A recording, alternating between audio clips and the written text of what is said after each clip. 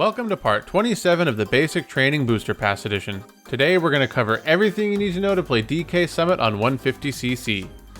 The recommended build for this track is going to be Rosalina, Teddy Buggy, Rollers, and Paper Glider.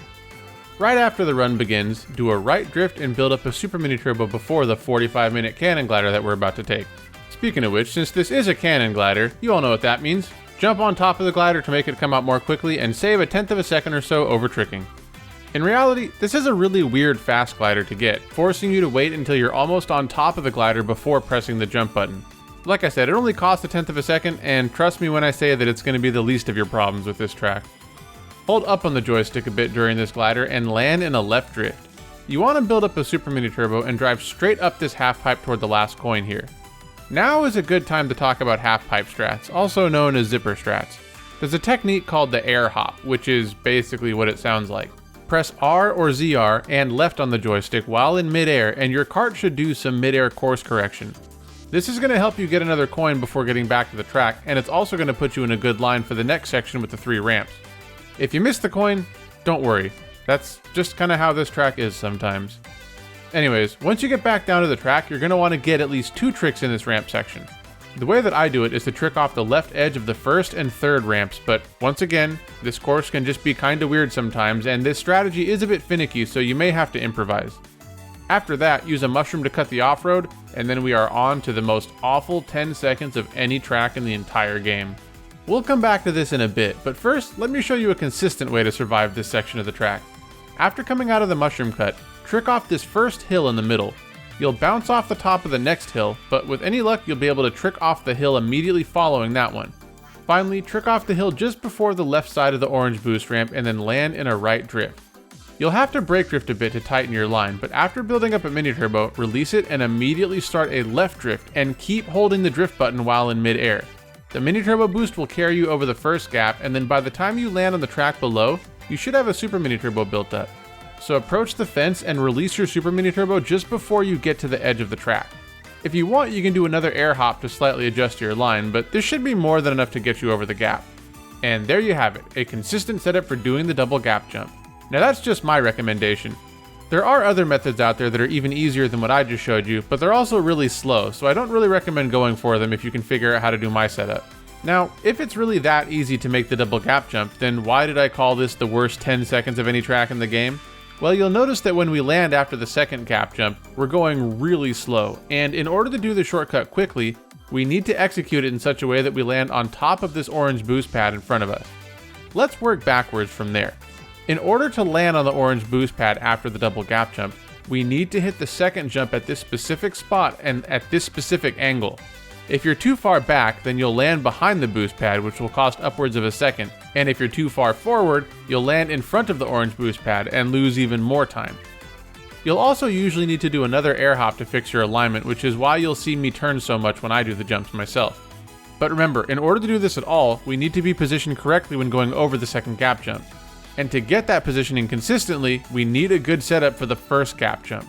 What I do is build up a mini turbo on the left-hand side of the track, and then start the left drift right after I pass the fence. This is to make sure that I'm close to the fence when going over the cut and lined up more or less parallel to the off-road on the other side of the track. So as you might have gathered, the setup for doing this quickly is fairly precise, but everything that we've covered so far is basically just a skill issue, to be honest. It's a fairly precise setup, but not really any more tricky than the Shy Guy Falls shortcut or the Dragon Driftway shortcut. The problem is that to even get a chance at doing this setup, you must find a consistent path through the hill section, and this is where 90% of your headaches on the track are going to come from. Unlike the Mount Wario hills, these things are gigantic, and if you look closely you can see that they're shaped in this really weird way with a bunch of hard angles, and what this means is that if you go off of them in a bad spot, you will get flung every which way around the track. So here is the full double gap jump setup that I use. When coming around the mushroom cut, wait until just before getting to the top of the first hill, and rather than trick off of it, start a left drift such that you land on top of it. This will allow you to grab 2 coins, and if you keep holding the drift, you can charge a mini turbo and also be in a really good line to trick off the next big hill right in front of you. Now you have 2 options here. If you land on this hill here, trick off of it and land in a wide right drift off the top of the final hill before the orange boost ramp. This will allow you to brake drift a bit and do the setup that we talked about before, where we build up a mini turbo and do a left drift over the first gap, followed by a super mini turbo and an air hop over the second gap. Now sometimes you'll be too far off to the right when doing that second trick in the big hill section, and if that happens, then just trick off the hill directly in front of the orange boost ramp instead of trying to make your way over to the left. Now you could be forgiven for thinking that we're done with the headaches, but unfortunately, we're not quite out of the woods yet because we've got one more half pipe to deal with. What I suggest that you do is go off at a decently high angle so that you can grab the 3 coins and then do a right air hop after grabbing the second coin so that you don't go too far into the middle of the track. Then just drive straight and start a right drift, aiming to release your mini turbo and go straight up the half pipe just as it starts to turn. This will let you do a nifty little cut over the corner and get a second boost before moving on to lap 2. Lap 2 is the same as lap 1, so let's talk about the world record for a bit. There are a couple of pretty major differences between it and my own run.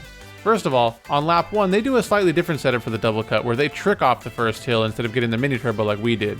They also start the right drift way earlier than us. I tried learning these strategies, but it was so inconsistent that I honestly just kind of gave up after a couple of hours of trying to figure it out. On laps 2 and 3 they do something totally different where they go off the left hand side of the track, which allows them to get another coin and hit an orange boost ramp.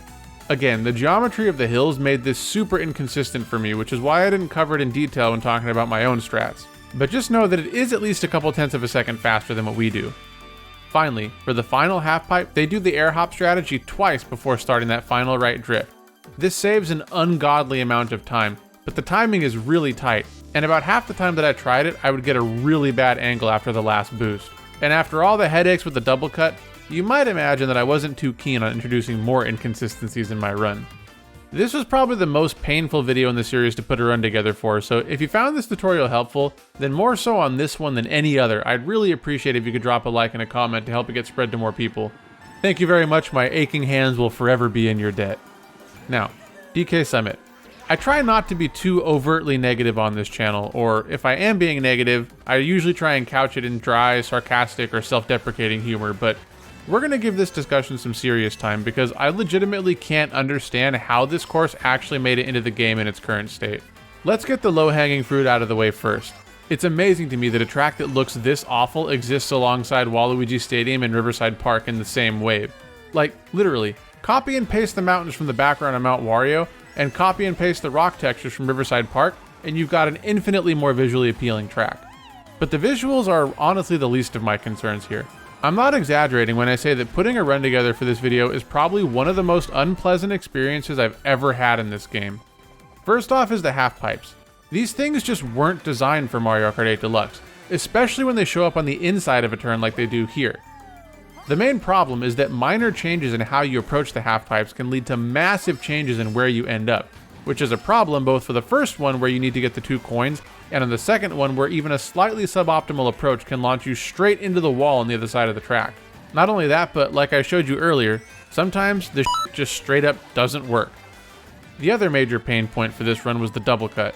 Now, I realize that my problems here are mostly just me not being good at the hill section, but again, it's one of those things where even minor deviations from the optimal path can lead to major changes in how you start the double cut, which itself requires a very precise step-by-step setup to get quickly.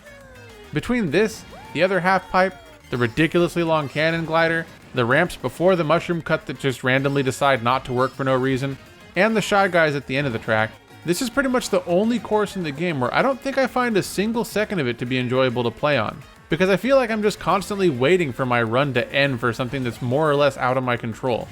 The lack of polish and effort put into this course made it so frustrating to play that I legitimately considered putting the series on hold here, and just playing something else for a while rather than force myself to continue to be subjected to a game that seems to actively detest the very idea of trying to get good at it. Now look, like I said, I don't like being overtly negative in my videos, and I don't want to end things on such a sour note here, so let me just say that if you do enjoy the course, I'm not trying to rain on your parade here.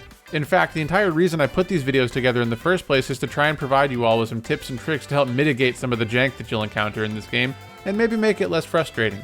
I should also say that this is pretty much the only track in Wave 4 that I have really any negative opinions on though, and next up is going to be Yoshi's Island, which I do actually find quite enjoyable, so I hope you're all looking forward to that.